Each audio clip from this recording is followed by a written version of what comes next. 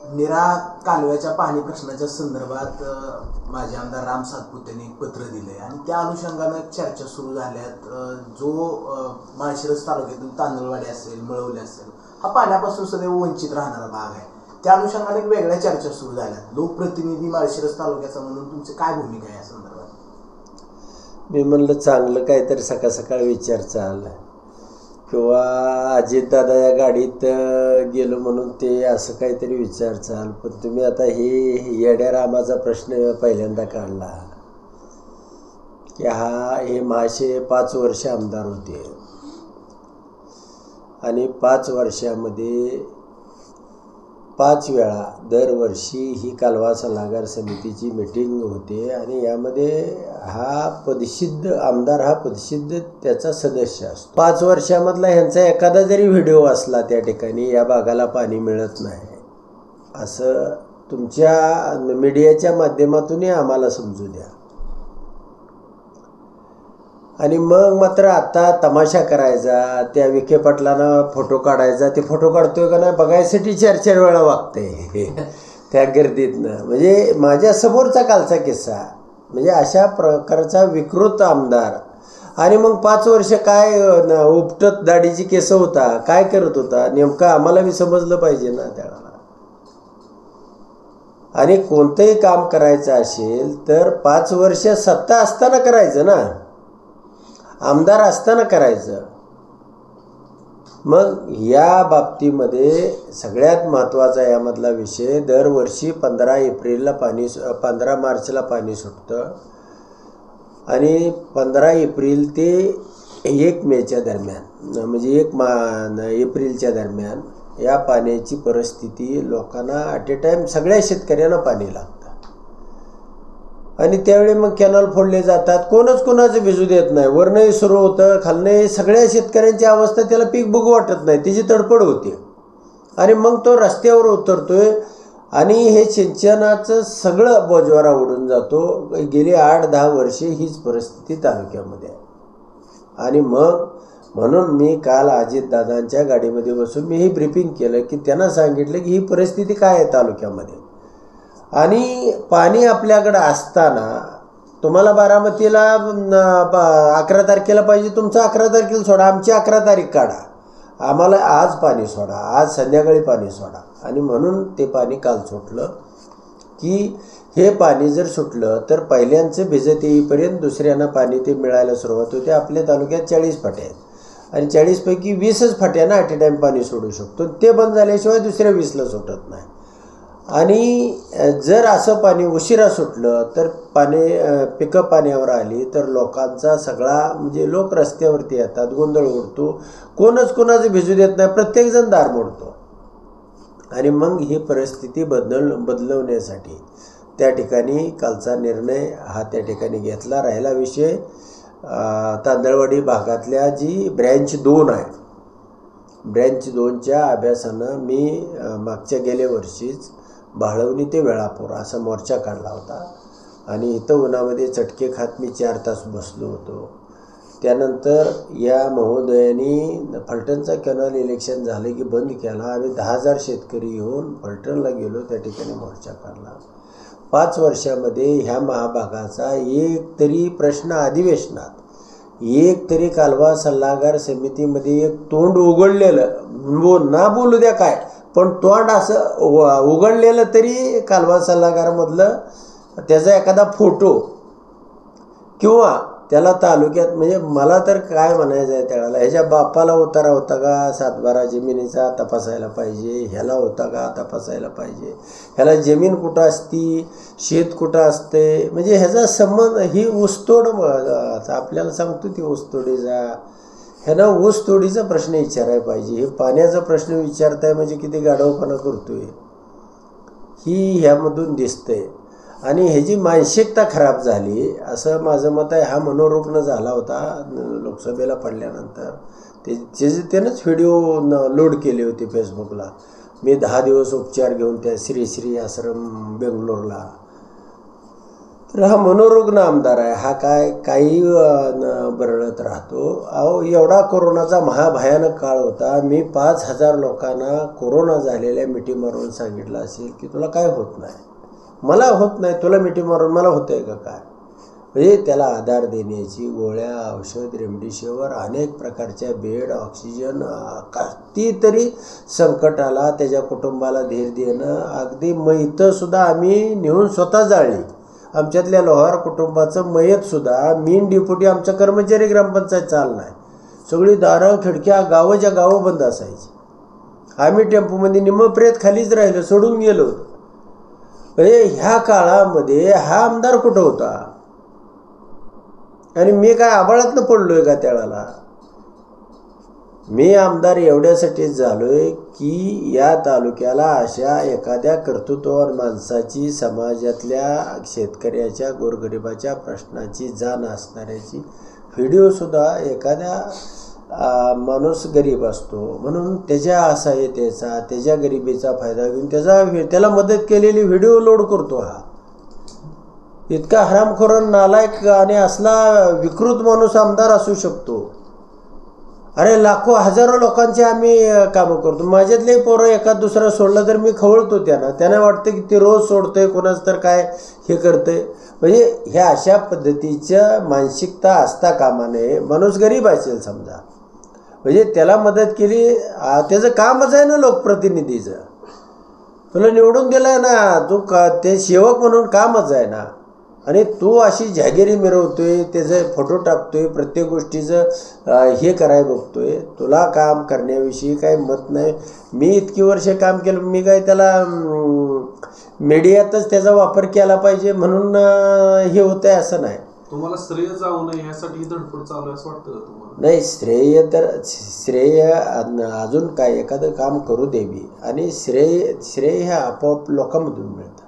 श्रेय हे म्हणजे फेसबुक किंवा ह्याला लाईव्ह केलं म्हणजे मिळतं असं नाही. त्याला तुम्हाला श्रेय लोकांच्या हृदयामध्ये, अंतःकरणामध्ये ती गोष्ट असते असं समजायची काय कारण नाही. आणि राजकारणामध्ये अशा पद्धतीनं येऊन असा विकृतपणा करणं किंवा अशा पद्धतीनं ज्याला शेती नाही, ज्याला कधी रोगाचं ज्ञान नाही, ज्याला हा तांदळवाडी भाग आहे कुठं माहीत नाही आणि असेल तर मग तुम्ही त्याचं 5 वर्षामधले रिझल्ट आपल्या आमदारकीच्या काळातले ते दिले पाहिजेत, ते लोड केले पाहिजेत.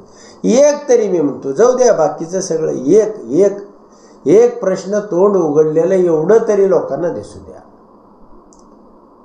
आणि अशा पद्धतीनं वागणं हे अतिशय म्हणजे विकृतपेक्षाही खालच्या थरावरचा असा हा कलंकित आणि बेशरम आमदार आमच्या तालुक्याला कसा मिळाला आणि मोहिते पाटलांनी कसा केला काय त्याला. राज्यात करून एक आमदार साहेब प्रश्न आहे. सध्या माळशिरस तालुक्यात अशी चर्चा आहे की माजी आमदारांच्या त्रासामुळे अधिकारी तालुका सोडायला तयार झाले. अहो, अनेक अधिकाऱ्यांना 2-2 कोटी रुपयाचे हप्ते घेत होता हा, 2-2 कोटी रुपयाचे. आणि कितीतरी अधिकारी, निंबाळकर सारखा तहसीलदार, ते कोकरे सारखा फॉरेस्ट ऑफिसर, कितीतरी लोक सोडून गेले. एकही माणूस या ठिकाणी यायला तयार होत नाही, कुठल्या खात्याला सोडलं नाही. बांधकाम असेल आणि ह्या तालुका इतका बदनाम करून टाकला आणि अजूनही त्याची धडपड आहे की ह्याच्यातनं काय खाया गावतंय का, टेंडरमध्ये काय मिळतंय का, अजून काय होतंय का, इरिगेशनमधनं काय होतंय का. आणि अशा पद्धतीनं हे चुकीच्या पद्धतीनं या तालुक्यामध्ये. पण हा उत्तमराव जानकर आहे, हे दुरुस्त करेल. आमचा तालुका आहे ही गडबडन.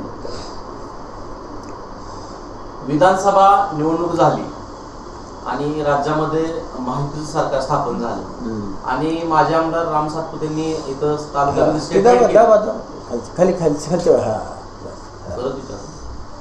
विधानसभेचे निकाल हाती आले आणि राज्यामध्ये महायुतीचं सरकार स्थापन झालं आणि त्यांनी तर स्टेटमेंट केलं की जरी माझा पराभव झाला असला, लोकसभेला झाला असेल किंवा विधानसभेला झाला असेल, वरती केंद्रात पण माझं सरकार आहे आणि खाली राज्यात पण माझं सरकार आहे, त्याच्यामुळे कुठले अधिकारी ठेवायचे, कुठले बदली करायचे आणि कुणाकडे कशी कामं करून घ्यायची. अगदी तलाठी जर आला किंवा तहसीलदार आला तर ती माझ्या पद्धतीनं मी कोणाला आणायचं आणि कुणाला ठेवायचं, मग ते पोलीस असतील, अशा अधिकाऱ्यांबद्दल माझे आमदार बोलले होते, त्याबद्दल काय सांगा? त्याच्याही पुढे जाऊन ते काय म्हणला की या तालुक्यात 1 रुपया निधी येऊ देणार नाही. म्हणजे इतका कृतज्ञ म्हणजे त्याला काय शब्द वापरावा का जोड्यानं हाणावा. खरं तर या तालुक्यातल्या जनतेनं चिपलीनं त्याच्या गालाचा मुका घेतला पाहिजे. असं विधान करतो 1 रुपयाचा निधी येऊ देणार नाही. म्हणजे काय त्याची मानसिकता काय आहे? राज्यात केंद्रात यांचं सरकार आहे, पालकमंत्री पण यांचे मित्र झाले. आता पालकमंत्री जिल्ह्यात येते तेव्हा यांच्या गाडीतच असतील, तर कसं बघताय तुम्ही ह्या गोष्टीकडे? ते पालकमंत्री आमचे, राज्यात आमचं, केंद्रात आमचं, हे सगळं मी म्हणेल ते आहे अशा पद्धतीने सगळं वातावरण करायचा प्रयत्न केला जातो. नाही, वातावरण करण्यानं काय होत नाही. मी काही एका दिवसात आमदार झालो नाही. गेली 20 वर्षाची माझी तपश्चर्या आहे. अनेक मुख्यमंत्री, अनेक पालकमंत्री आणि अनेक लोकांना मी हाताळलेलं आहे, बघितलेलं आहे, अनुभवलेलं आहे. आणि जे काम ह्या तालुक्याच्या हिताचं आहे, तो काही बडबड करत असला 1 रुपया येऊ देणार नाही, तलाठीसुद्धा बदलू देणार नाही किंवा त्यांच्याकडून पैसे खाल्ल्याशिवाय राहणार नाही, तर ह्यातलं काही होणार नाही. हा उत्तमराव जानकर हा लढाई म्हणून आणि लढाईतला मनुष्य आहे. काल कालवा सल्लागार समितीची बैठक झाली. निमित्त कालवा सल्लागार समितीच्या बैठकीचं होतं. सुरुवातीला तुम्ही म्हणला अजितदादांच्या गाडीतनं तुमचा प्रवास झाला, त्यानंतर तुमचे एकेकाळचे जवळचे मित्र रणजितसिंह नाईक निंबाळकर त्यांच्यासोबत तुम्ही बाहेर आल्याचं व्हिडिओमध्ये त्या ठिकाणी दिसतंय. आणि एक वेगळ्या चर्चा सुरू झाल्यात. आता उत्तमराव जानकर पुन्हा अजितदादांच्या जवळ त्या ठिकाणी जात आहेत का? सत्तेच्या माध्यमातून लोकांच्या फायद्यासाठी उत्तमराव जानकरांची जवळी पुन्हा एकदा तिकडे वाढते? नाही, मुद्दा असा आहे की कुणी असो राजकारणामध्ये एक वेगवेगळ्या पद्धतीनं निवडणुकीमध्ये टीका केली जाते.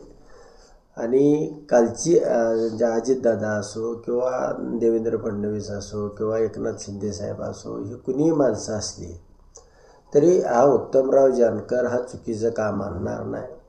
हा तालुक्याच्या हिताचं, जनतेच्या हिताचंच काम घेऊन येईल आणि तो लोकांसाठी झटणारा माणूस आहे. आणि ह्या माणसाचं काम हे रास्तच असणार आहे. त्यामुळं कोणी काही असलं, कोणी काही म्हणलं तरी आत्ता त्या सरकारला माझी गरज आहे का? त्यांची संख्या 237 आहे. बरं, मला जायचं म्हणलं तर राजीनामा देऊन जावं लागणार आहे. राजीनामा देऊन निवडणूक करून त्यांना त्याची जरुरी आहे का? आणि ज्या वेळेला कुठं पक्षांतर करायचं, ज्या वेळेला निवडणुका असतात, निवडणुकीचा काळ जवळ येतो, त्यावेळेला पक्षांतरही होत असतात. आता पक्षांतर जवळीक लांब कुणी असू द्या. काल अजितदादाकडे गेल्यानंतर सुद्धा अजितदादांना हा विषय मी समजावून सांगितला. अजितदादाच्या विरोधात तर मी टोकाची टीका केलेल्या होत्या. एवढी टीका मी देवेंद्र फडणवीसवरती सुद्धा केली नव्हती. तरीसुद्धा हा प्रश्न महत्त्वाचा आहे आणि तालुक्याच्या हिताचा आहे. तात्काळपणानं त्यांनी ते 15 दिवस रिड्यूस केले आणि आज रात्रीच दरवाजे खोला अशा प्रकारचा आदेश दिला. तर जे चांगलं काम आहे लोकांचं, उत्तमराव जानकरसाठी पाणी आहे का? हे तालुक्यातल्या 2-5 लाख शेतकऱ्यांसाठी पाणी आहे. आणि उद्या देवेंद्र फडणवीसकडे गेलो, हा बामटा काय म्हणू द्या, मी कोणाकडे बी गेलो तर जे काम रास्त घेऊन जाईल ते त्यांनी नाही केलं तर त्यांच्या छातीला धरून करेन, ही हिंमत माझ्यामध्ये आहे. तो माझा स्वभाव आहे आणि मी लढवई आहे. मी काय असा वाया जाणारा आमदार नाही. कोणत्याही परिस्थितीमध्ये कोणतंही काम असू द्या, जे हिताचं आहे, चांगलं आहे, माझ्या तालुक्यासाठी आहे, ती कामं नेरा देवदर असो, अजून अनेक प्रकारची कामं असो किंवा जी सार्वजनिक, माझ्या आता बरेच लक्षवेधी आहेत, तुम्ही बघचाल त्या ह्याच्यामध्ये, हे राज्याच्या हिताचे आहेत. आता अंगणवाडी सेविकेचं ही जी मुलांना हे दिलं जातं डाळ आणि हे एकही मोल खात नाही राज्यातला, पण तरी त्याचं वाटप सुरूच आहे. तुमच्या घरी तरी खातात का? आजूबाजूला तुम्ही चौकशी करा, एक सिंगल मोल खात नाही. मी अंगणवाडी सेविकांची बैठक घेतली आणि मग हे वाटलं का जातं आहे, हे डेड बार्ग झालेले, हे झालेले, किडलेले, त्याच्यामध्ये आळ्या असलेले आपण नेहमीच बघतो, पण एकही बालक खात नाही. मग त्याला त्याऐवजी तेवढे पैसे त्याच्या खात्यामध्ये दिले पाहिजेत. त्या कुटुंबाला, गरीब कुटुंबाला ते काहीतरी चांगल्या प्रकारचा आहार घेऊन, तुम्हीच डाळ दिली म्हणजे खातील ती जगाच्या बाजारात कुठं मिळत नाही असं आहे का? आणि मग कशासाठी? अशा अनेक दवाखान्यामधून पेशंट सोडला की त्याला मुख्यमंत्री सहायता निधी नाही. हे कुठनं? तोपर्यंत मग जोपर्यंत सहायता निधी येत नाही, आठवडा लागतोय 15 दिवस, तोपर्यंत पेशंटचे बिल ₹1,00,000, तुम्ही देणार ₹50,000, ₹2,00,000.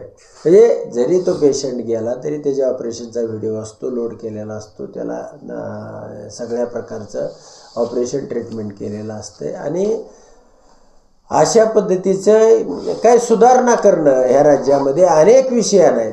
त्यामध्ये मी अनेक विषय घेतलेले आहेत. आता 1 महिन्याचं अधिवेशन आहे.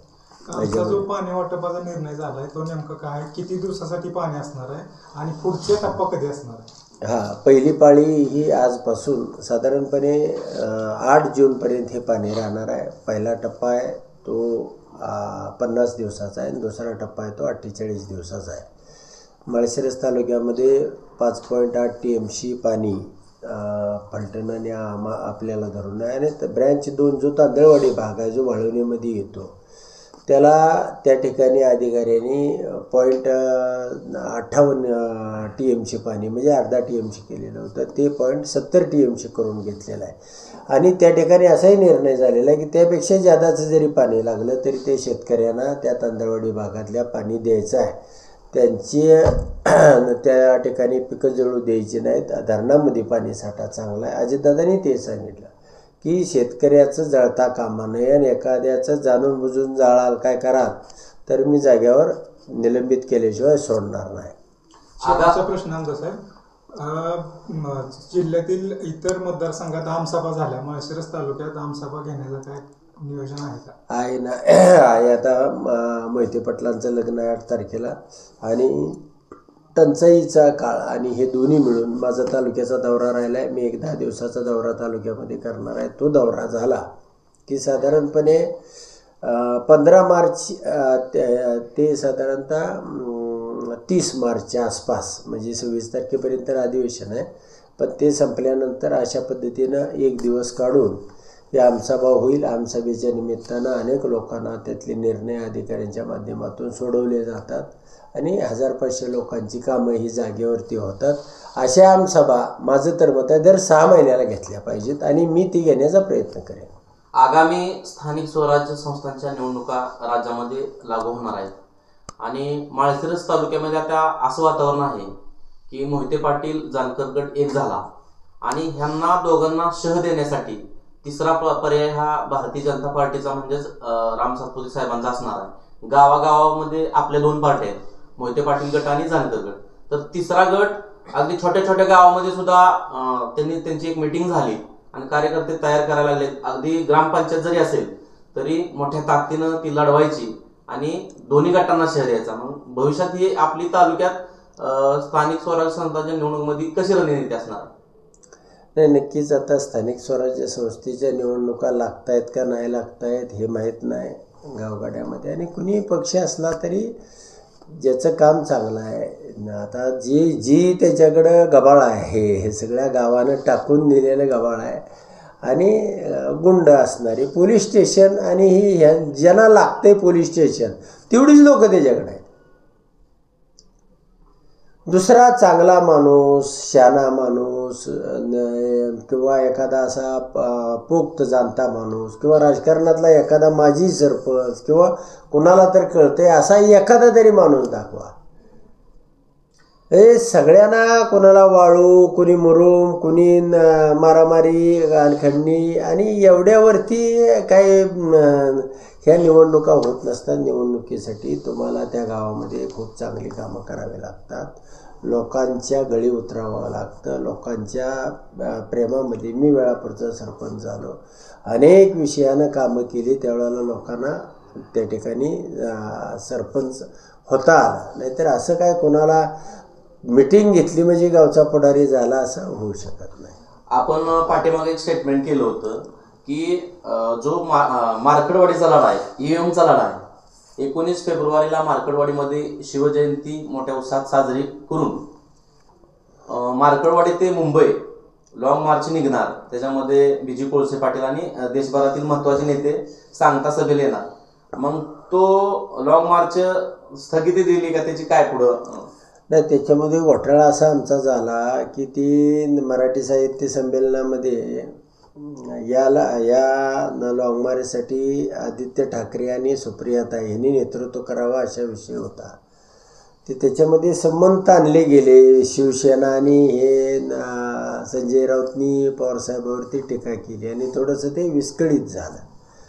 पुढं बसून न्यायालयीन प्रक्रिया असेल आणि लॉंग मार्च असेल किंवा लोकांच्या मनामध्ये जागरूकता करणं आणि हे मतदान पारदर्शक कसं होईल, लोकांना आपलं मत दिलेलं कुठं गेलं हे कळण्याची सुविधा या देशामध्ये कुणी नाही दिली तर तो उत्तमराव जानकर नक्की देईल. ते लॉंग मार्चच्या माध्यमातून देईल, न्यायालयाच्या माध्यमातून देईल किंवा लोकांना साक्षर करून देईल, पण ती फसवणूक यापुढं होणार नाही याची मात्र काळजी घेण्याचं काम हा उत्तमराव जानकर करेल.